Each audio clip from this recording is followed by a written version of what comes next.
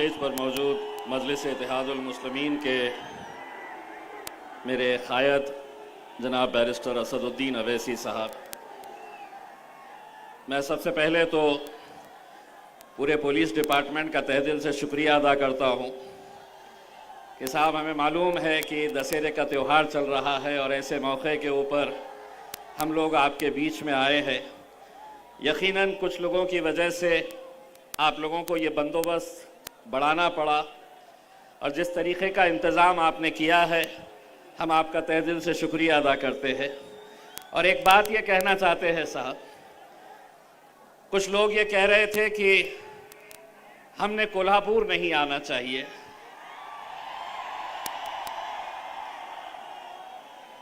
मैं उन लोगों से यही कहना चाह रहा हूँ कि जिस बैरिस्टर असदुद्दीन अवैसी साहब आज आपकी इस सरजमीन के ऊपर आए हैं,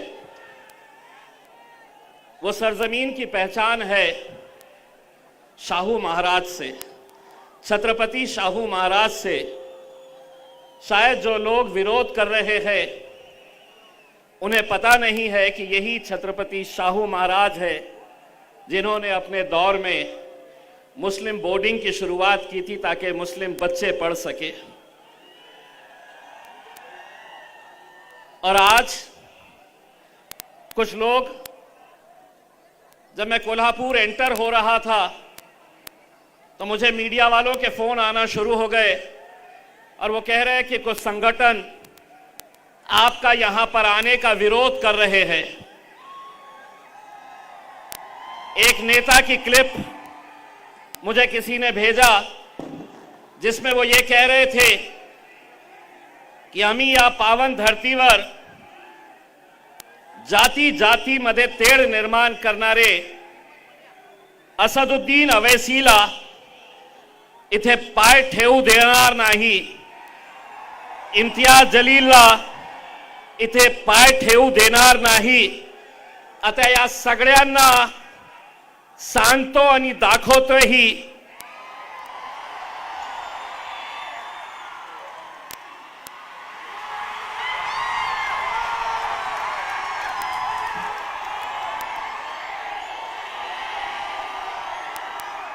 हे पाय आहे आणि ठेवलंही कोल्हापूरमध्ये। पता नहीं है कहां कहां से ऐसे अजीब किस्म के लोग आ जाते हैं। उनको सिर्फ इतना कहना चाहूंगा कि ये मुल्क जितना तुम्हारा है उतना, और आगे ये कहना चाहूंगा ये मुल्क तुम्हारे। समझ गए? हम हिंदुस्तान में कहीं पर भी जा सकते हैं, कहीं पर भी अपने दिल की आवाज़, हमारा पैगाम लोगों तक पहुंचा सकते हैं। हम इस सरजमीन के ऊपर प्यार का पैगाम पहुंचाने के लिए आए हैं। ए नौजवानों, सुनो रे, काहे तकलीफ दे रहे हो पुलिस वालों को? तो जो लोग हमें रोकने की कोशिश कर रहे, उन्हें यह मालूम है कि अगर आज इस मुल्क के अंदर कोई हक के लिए खड़ा रहता है, कोई सच्चाई की बात करता है, नाइंसाफी के लिए कोई खड़ा रहता है डटकर, तो वो मेरा और आपका क़ायद है बैरिस्टर असदुद्दीन अवैसी। उन्हें सच सुनने की आदत नहीं रही। आज महाराष्ट्र के अंदर क्या चल रहा है, रास्ते में आते वक्त हमने शोलापुर के एक गांव में रुके, जहां पर जिन गांवों का संपर्क पानी की वजह से टूट चुका है उन्हें एक स्कूल में रखा गया है।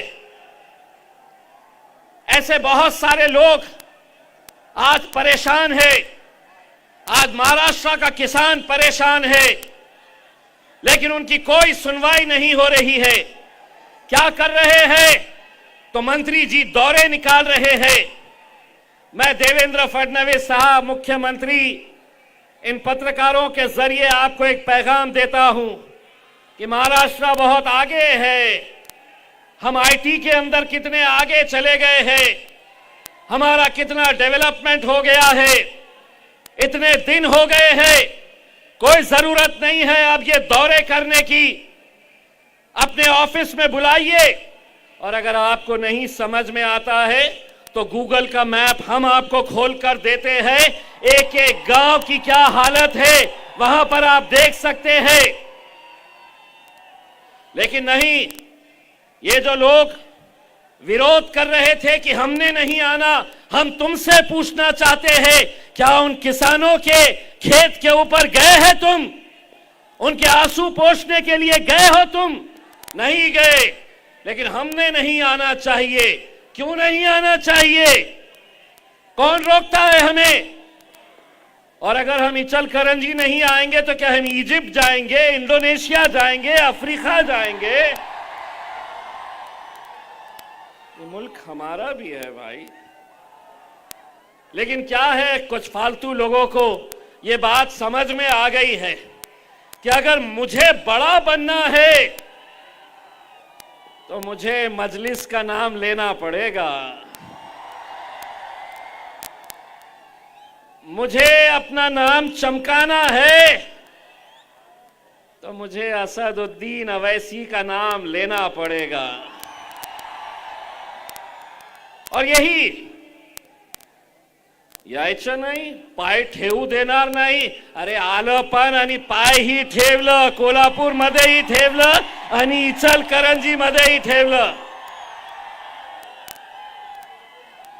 मैंने, मीडिया वालों ने मुझसे सवाल किया कि आपका विरोध हो रहा है, आपको यहां आने से रोका जा रहा है। मैंने कहा, अगर तुम पढ़े लिखे हैं,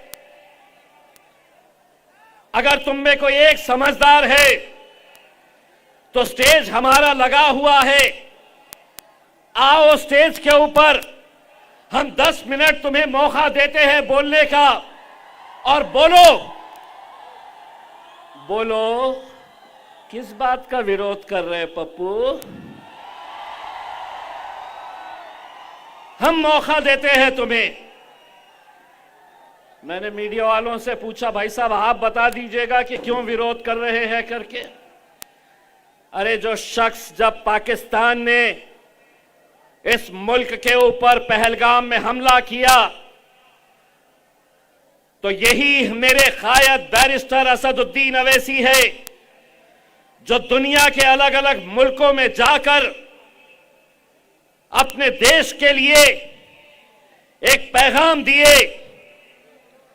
वहां पर वो एक मजलिस इत्तेहादुल मुस्लिमीन के नुमाइंदे बोलकर नहीं गए थे, किसी पार्टी के सदर बोलकर नहीं गए थे, वो एक सच्चे भारतीय नागरिक की हैसियत से हिंदुस्तान का पैगाम वहां पर लेकर गए थे। और ये पैगाम लेकर गए थे कि हमारे बेकसूर लोगों को कब तक मारा जाएगा, क्यों हम इनका शिकार होते रहेंगे। उस वक्त तो हमें ऐसा लगा कि मोदी जी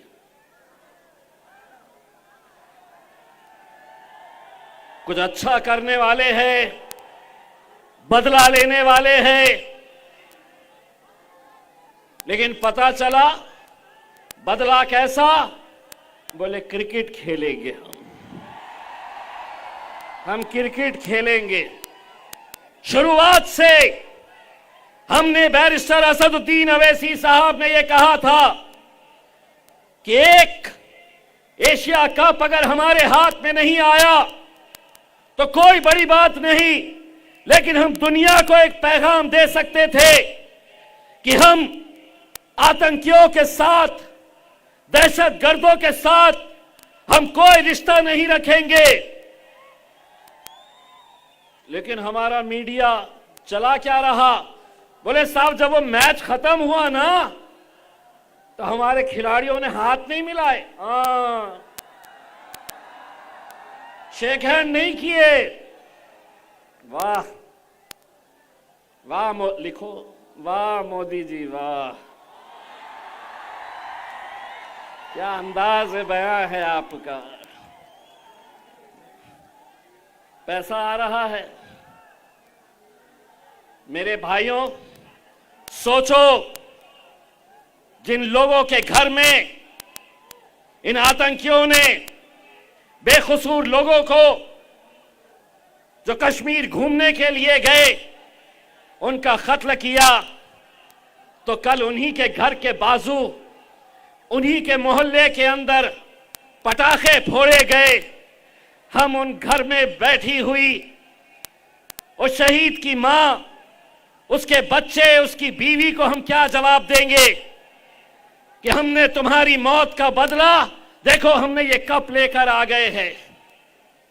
आज इस मुल्क के अंदर जो हालात बनाए जा रहे हैं, बहुत ही मैं जिम्मेदारी के साथ ये बात कर रहा हूं। इस मुल्क में डॉक्टर बाबा साहब अंबेडकर के संविधान ने हम सबको ये इख्तियार दिया है कि अपने मजहब के हिसाब से तुम अपनी पूजा, अपनी नमाज, अपनी इबादतें कर सकते हैं। लेकिन अगर आज इस मुल्क के अंदर अगर सिर्फ एक बैनर के ऊपर पूरे देश में बवाल हो जाता है, तो मैं उत्तर प्रदेश की उस सरकार से पूछना चाहता हूं, हमने ऐसा कौन सा पैगाम लिखे थे उस बैनर के ऊपर? पैगाम यही लिखा था, आई लव।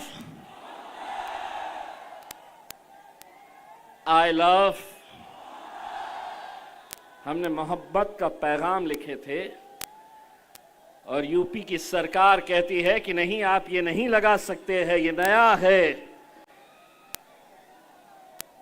और इसके ऊपर आज जब अलग अलग शहरों में भी इसका विरोध किया जा रहा है, आज अहमदनगर के अंदर जमीन के ऊपर आई लव मोहम्मद रंगोली से बनाकर वहां पर उसकी बेहुरमती की गई।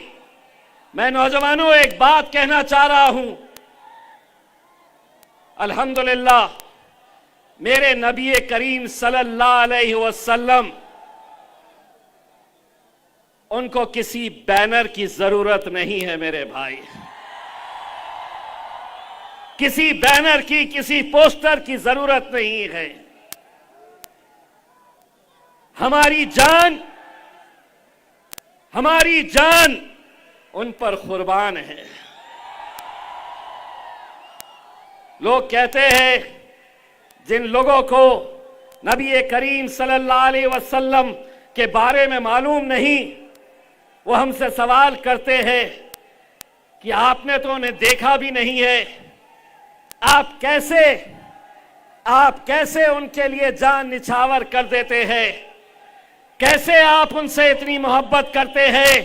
तो हम उन्हें एक जवाब देते हैं, हमने आंखों से देखा नहीं, मगर उनकी तस्वीर सीने में मौजूद है। हमने आंखों से देखा नहीं, मगर उनकी तस्वीर सीने में मौजूद है। जिसने लाकर कलामे इलाही दिया, वो मोहम्मद मदीने में मौजूद है। मेरे भाई, मैं महाराष्ट्र की पुलिस को भी एक पैगाम देना चाह रहा हूं। आप किसकी पूजा करते हैं, यह आपका इख्तियार है, आपका अधिकार है। आप किससे मोहब्बत करते हैं, यह आपको इख्तियार दिया गया है। लेकिन अगर आज जो पूरी उम्मत के लिए इंसानियत का जिसने पैगाम दिया है, अगर हमारे दिलों से उन्हें निकालने की कोशिश हो रही है, तो हम अपनी जान लुटा देंगे, लेकिन वो नाम को हम खत्म नहीं होने देंगे। और तुम तो क्या है, छोटे छोटे मोर्चे, छोटे छोटे रैलियां निकाल रहे हैं। जब हम निकलते हैं ना,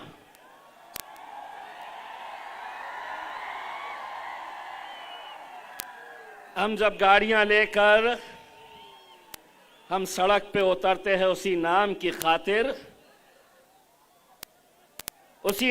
खातिर जब हम सड़क के ऊपर निकलते हैं, तो वह रैली नहीं होती है, रेला होता है। और पूरी दुनिया देखती है उसे, पूरी दुनिया देखती है।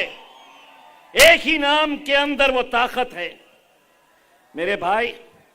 इसीलिए मैं एक बात आज हमारा विरोध करने के लिए सुना, दूसरी पार्टी के जो मुसलमान गुलाम है उन्होंने भी सुना, पुलिस के ऊपर दबाव डाला कि इनको आने मत दो। गुलामों, समझ गए ना? वक्त आते ही समझ जाओ, वरना वक्त आने वाला है, चुनाव आने वाला है, दोबारा हम आने वाले हैं। कैसे डसेगा कौन, सब जानता हूं मैं। कहां किसी का खौफ मानता हूं मैं। जंगल का हो या हो आस्तीन का, जंगल के हो या हो आस्तीन के, सांपों की सारी नस्लों को पहचानता हूं मैं। गए वो दिन जब तुम बोलते थे हम सुनते थे, जब तुम बोलते थे ये सुनते थे। अब मजलिस आई है, हम बोलेंगे,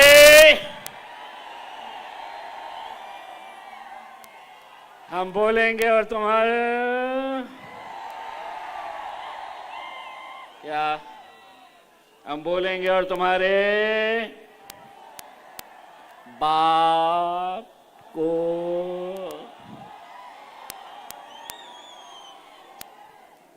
बाप नहीं बोल सकते तो पप्पा भी बोल सकते। हम बोलेंगे और तुम्हारे पप्पा को भी सुनना पड़ेगा, सुनना पड़ेगा तुम्हें। बहुत हो चुका है ये गुलामी। मेरे कायद ने अगर मुझे कुछ बात सिखाई है तो यही बात सिखाई है कि इस मुल्क में अगर जीना है तो सर ऊंचा करके और सीना चौड़ा करके चलो। यही पैगाम बैरिस्टर असदुद्दीन अवैसी साहब ने हम सबको दिया है। आने वाले 1 महीने के बाद हो सकता है, 2 महीने के बाद हो सकता है, लेकिन नगर पालिका, नगर परिषद, महानगर पालिका का इलेक्शन आने वाला है।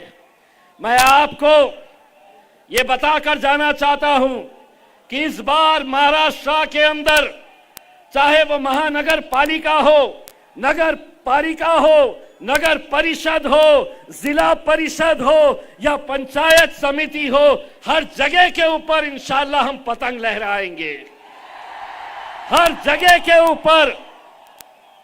और जैसा समीर ने बताया है, तुम हो ना मजलिस के साथ, तुम हो क्या नहीं? इंशाअल्लाह असद भाई दोबारा आएंगे इलेक्शन के मौके के ऊपर।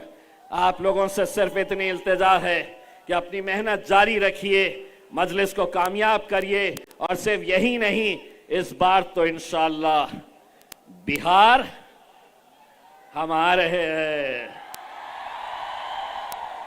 और इस बार जब आ रहे हैं तो अच्छे अच्छों की बजाने के लिए आ रहे हैं इंशाअल्लाह। अल्लाह हमें कामयाबी नसीब करे। बहुत बहुत शुक्रिया।